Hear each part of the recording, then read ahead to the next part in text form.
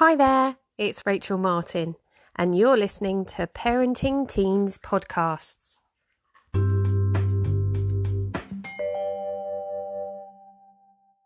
Welcome, anybody who's listening today. Thanks for coming.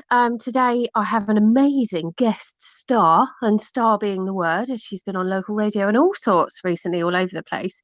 We've got Uta Boellinger, who is a nutritionist and is coming to help with the ideas of nutrition and teens and the minefield that brings to us all as parents. So thank you ever so much for coming on this podcast today. So I very much appreciate it. Do you want to just give a quick, probably bit more depth overview of what it is that you do so people understand? Yeah, absolutely. Thank you so much for having me, Rachel. I'm really excited to be here. And thanks for that wonderful introduction. That was very kind of you. All true. Very sweet. No, absolute pleasure. Absolute pleasure. Definitely a topic that I'm very passionate about and absolutely love having an opportunity to kind of share my knowledge and experience. So yeah, like you said, I am a nutritionist. I'm based in Brighton. I run a busy nutrition clinic where my areas of expertise are actually fertility and pregnancy as well as weight loss. However, I am also a mother to a 16-year-old boy. And as a result, that naturally is something that I'm really interested in also. And actually, it was my pregnancy with him 17 years ago that inspired my interest in nutrition and led me to where I am now. So it was sort of his health and well-being that actually sparked my interest in nutrition and in the health and wellness industry. So yeah, as he sort of became a teenager, I became very interested in how I could support him better. So when he was young, being a nutritionist, you can imagine that I was the kind of mother that was very much controlling what he was eating when he was a toddler and young child. I think my friends still joke about this, that, I don't think he ever ate anything that wasn't homemade until he was about 3 years old. Brilliant. Yeah, thanks. No, I was definitely, that was my thing. I think all parents have their strengths and, things that they care more about. And that was definitely my thing, was nutrition. But as he got older, that just became harder and harder for two reasons. So one, obviously there isn't as much information out there. So this was before I went and studied nutrition for 3 years, and I didn't have all this knowledge that I have now. Yeah. Wow. And so when he was a baby, even when I was pregnant, I was reading books about nutrition and pregnancy. When he was a baby, I was reading books about weaning and, nutrition for toddlers. And I was always educating myself on, the best things to sort of feed him. And then I realized that as he was, going into sort of his teenage years, that there wasn't anything out there, that it's a bit of a minefield. And so I don't think anyone's really touched on this, because probably people are like too scared on, how to actually put that into practice and create some guidelines that people can then actually use. And if there was a book that, that I am actually writing, as I'm actually writing this book, or have written it and hoping to publish this later in the year. Can't wait. We need it. Yeah, I hope it'll be useful, because to my knowledge, it just doesn't exist. And so even if that book had existed, though, the reality is that with teenagers, you don't have that level of control. No, not anymore. So they go out and they might come home from from school, and they go to the corner shop and they buy their crisps and biscuits and their energy drinks, and they will do that, right? No matter how health conscious you are and what you've taught them, they will still do that. So this is the other challenge, I think, with teenagers, isn't it? Yeah, absolutely. When they're too far out of your control too often amounts of time. So, and then you try and influence in the house, and even that's just as hard. So, and if I'm honest, from my point of view, I don't even know at the rate they're growing and the age they're at and the stages they go through. I'm not even sure I know past the 5 a day what they're supposed to be having either. Because like you say, it's just a minefield of unknown stuff. So if I'm honest, it's just easier to quit. Yeah. Sometimes. Yeah. And I think your you're not advice. alone. What is it? Absolutely. And I think you're not alone. I mean, it's certainly something that I've observed in a lot of my friends and clients, that actually people just kind of give up, because if you don't know what you're meant to be doing to start with, then what are you going to do? And so this is where today I can already start giving some of your listeners some practical tips on that area. So that's why I'm here today. It's exactly why I'm Absolutely. so pleased you're here. Just those nuggets of wisdom that can make us feel like we're doing some things right for the right reasons. It's all we're after. It's all we want. So yeah. Exactly. You want to support them, right? You want to do Yeah. the best that you can for them. And so, the reality is, I think, people listening to this, they probably are health conscious and have an interest in nutrition. And that's where I think I'll be able to give some practical tips really to get started. So let me first of all start by saying that, yes, when we talk about teenagers, we could be talking about a 13-year-old or an 18-year-old or 19-year-old, and there's a huge difference, of course. And Yeah. I think that's one of the reasons that, there isn't really a book or any guidelines out there, because how do you, put all of that in one guide when you've got such a big area to cover? Yeah. So this is why I really think I'm going to focus on the things that are relevant for all of those stages, regardless. And the first thing that we need to know, and I'm sure you're really aware of, is that teenagers go through a lot of hormonal changes. Right, so that's something that we can really support them with, because of course our hormones, our body has to build those hormones, and it has to build them from the nutrients that we give it. It's actually the nutrients in food, so vitamins, minerals, but also fats and protein and carbohydrates that our body uses to build everything else. And that's why that old phrase of "you are what you eat" is really true, right? Yeah. And so Yeah. our teenagers have a huge demand, because their reproductive systems are starting to work, and they're creating all of these hormones. In boys, there's lots of testosterone going around that needs to come from somewhere. So where do we get those nutrients for a start? And then the second thing is that they're going through huge growth spurts as well. Yeah. And so they Yeah. need a lot of energy, and they need energy and nutrient dense foods to facilitate that. I mean, with girls, obviously, they've got their growth spurts a little bit earlier on, and then they kind of start to really change physically. Hmm. And they start to menstruate, right? So and support them with iron to make sure that that's very, very common. A lot of teenage girls become iron deficient. It happens really, really quickly, especially if their periods to start with can be quite irregular, and then but very heavy sometimes. And then with boys, they grow upwards and outwards, because they're suddenly becoming these huge people. What I've been Huge men. experiencing with my son, it's like he's not Yeah. just growing up, but his shoulders are getting bigger. His whole Yeah. frame is changing, right? So that requires a lot of energy. So those are kind of the two things that I want to address. And I think let's start with that then. In terms of energy rich food, I think, like we already said, it's impossible to control everything they eat. And also, Hmm. we shouldn't, because that's also part of their development, and they should be allowed to make some of their own choices and have some independence. And actually, sometimes when they reach for those really high carbohydrate, high sugar foods, Yeah. I think sometimes they actually might need that in moderation, right? And within balance. So we still want to make sure that they're eating their veggies as well, and Yeah. healthy foods where possible. But sometimes when they're going for the biscuits and the crisps and things, that's easy calories, right? Yeah. And they Yeah. can actually, sometimes they need that. And again, especially boys, when they're going through those growth spurts, I sometimes actually think that's not such a bad thing if it's in moderation, if that's not all that they're eating. I actually sometimes think, with my son, he can go through phases where he will actually eat quite a lot of those types of foods, when he never puts on a gram of fat, right? Because it's just all going into the energy required for just his growth. I guess you do. You still punish yourself with that. Oh, it should all be healthy because you're trying to grow. And actually, sometimes those fast calories, you're so right. Oh, I feel a bit better already. Oh, Perfect. good. I'm so pleased. I mean, it's about balance, and then it's about still trying to get them to eat the more nutrient dense food at home then. So Yeah. still making sure that they are getting their protein and their vegetables at home, because their carbs, they're going to take care of that themselves, They right? come. Because they're going to be eating those high carb, high sugar foods anyway. So Yeah. I think our job then is to try and make sure that they're getting in the protein, especially, and the healthy fats as well. And the protein is absolutely essential for growth, Right. but also for things like hormone and neurotransmitter balance. And then a lot of the healthy fats are as well. And that's where we Mm. kind of need to make sure, right, that they're having, balanced meals.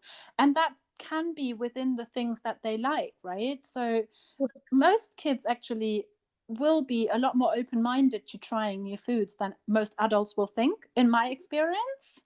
Okay. And I think as long as you're kind of trying to cover those bases, making sure that they're getting their proteins and their healthy fats. So let's think about, protein, where are we getting that from? So yes, you can get that from your meat and your fish and your dairy. But you can also get, really good like sources of protein are things like lentils, and all of the beans that are out there. And you can really, really easily, like, one of my favorite tricks that I usually share with parents is like adding red split lentils, like soaking them and then adding them into sauces. So if you're Okay. making pasta and tomato sauce, where Yeah. there's not going to be any protein in there if you're just having that, if you're adding a cup full of red split lentils, suddenly you've got about 20 grams of protein. Wow. Yeah. So that's a really simple trick to adding more protein. It's just adding red split lentils to soups, sauces, those types of things. Yeah. So Excellent. yeah. Is, So I is think there that's any something. snacks or anything? Because, like you say, the child Hoover that I have, um, that will help them with, like you're saying, the testosterone, the growth, and all this kind of stuff. Is there any like things that they can pick at that I can just have ready for them to go Absolutely. to? Absolutely. So nuts and seeds for a start are a great snack for all children and teenagers and adults alike, but especially for teens, with nuts and seeds, if you can, which most of them will like, actually. And again, you can kind of buy the natural ones and you can add your own maybe herbs and spices to it so that it's not incredibly high in salt and any other additives. Mm, yeah. But one thing I like to do for my son is toasted pumpkin seeds. And so you just toast them in the dry pan for a couple of minutes and you add some spices to it. So maybe some smoked paprika or maybe some sort of Italian style herbs. And Cool. pumpkin seeds are fantastic because they're high in zinc. Now, zinc is another one of those key nutrients that I'd like to, hopefully leave your listeners with today as something that's incredibly important for growing boys, teenage boys, because zinc Okay. is essential for testosterone production, Right. Okay. which of Wow. course they need lots of. So pumpkin seeds are great for boys, teenage boys, to snack on. You wait, you wait. They're going to sell out now because there's all Yeah. us parents running out to get pumpkin seeds. Roll on Halloween. Because then what you're Excellent. doing is you're getting in that zinc, and then you're also, replacing maybe some of the less healthy snacks. And that's the other thing that I found is, like, by offering lots of healthy snacks that are still tasty, then Yeah. there's less of a need for them. They get less of those cravings for the sugary high carb foods, if that makes sense. Well, and to be honest, if you can put it out somewhere like nuts and stuff, you can leave. They don't like go off too quick with stuff like that. Then it No, becomes a balance of exactly. ease versus just wanting to eat the crap, to be honest. If he Exactly. can easily grab it, I'm gonna win. He's gonna take it because it's Yes. so quick to get. So It's that's brilliant. Exactly. And the other thing is, teenagers like things that they can just grab, right? So that's why they like the packets of crisps, for Yeah. example. There's a couple of really good things. So first of all, we need to make sure that their iron levels are good, and I actually, with teenage girls, if you find that they're looking tired, they're struggling with their energy levels, I would actually Hmm. get their iron levels tested. Because, like I Oh, just said, wow. it's very, very common for teenage girls to become iron deficient when they start menstruating. So for a start, I would do that. And if they are already deficient, I would actually recommend supplementing and maybe getting them to come and see a nutritional therapist like myself. Yeah. In general, girls, once they start into their teenage years, I would always make sure a very, very high iron foods. So obviously, if they will eat, the meat, then that's a good source. But at the same time, again, red lentils are a great source of iron, and also dark green leafy vegetables are a great source of iron. Oh, wow. So making sure that they're getting those in. A lot of kids will quite happily have a smoothie with some dark Yeah. leafy greens in it and a little bit of fruit as well. Also, if you roast kale, like making like your own sort of kale crisps as well, Oh, wow. that's normally something kids will like or teenagers will like. Yeah. And then of course some teenagers might actually just eat it as well. If you can get it Yeah. in them just like as part of a salad, your spinach or whatever, then that's great. And otherwise, yeah, go in with the things like the red lentils as well. And also, yeah, if they do eat meat, then of course having some meat is a good idea. And yeah, otherwise definitely supplementing. So that's what I would say. And then the same also the other with the green leafy veg, they are so nutrient dense. They're also very high in magnesium, And Okay. magnesium is really important for moods. And so, Oh, I think that's particularly important with I think any mums listening with teenage girls. I think all us mums are going to be eating it, to be honest. I think so, yeah. But yeah, I mean, my best friend, she's got 4 kids, bless her, and her eldest 2 girls. Like, they're definitely, need that extra magnesium, bit of, balancing mood support there. Yeah, Um, definitely. so again, lots of green leafy vegetables, things like almonds as well, bananas. Those are all great sources of magnesium. And so again, with girls, the same as with boys, you're not going to be able to stop them eating the junk food occasionally. But if Mm, they, at least if you can make sure that they're getting really nutrient dense foods at home, find what they like, right? And get them yeah, involved as well. Get them to maybe help a little bit, and maybe they can come and do the shopping with you. Maybe yeah. they actually enjoy trying different things, get them to find some recipes online. And then you'd be Mm. amazed, what they actually, they will quite happily eat lots of really healthy foods as well at home. Most Yeah, kids anyway. There are exceptions, well, of course. it's really nice to hear the different options that are out there that just make you feel you've got a fighting chance, if I'm honest. Absolutely, absolutely. And I mean, the other thing I would say as well, like, is with teenagers, like, it's quite scary, but like, when you look at like studies and things like that, most teenagers are nutrient deficient, have some sort of nutrient deficiency. Wow. Like I said, with girls, a lot of the time it will be the iron, but that actually for boys as well, because for the growth, it's needed as well. And just generally, most teenagers obviously struggle with their energy levels, or Yeah, things like acne as well, right? So acne is so common, but it's interesting because it's not common everywhere in the world. It's really, really common in the Western world, and then there are other cultures where you don't really have, such a huge issue with acne. yeah, Like, you still get it because obviously it's hormonally driven, yeah. by the sort of excess of the androgens that start during puberty.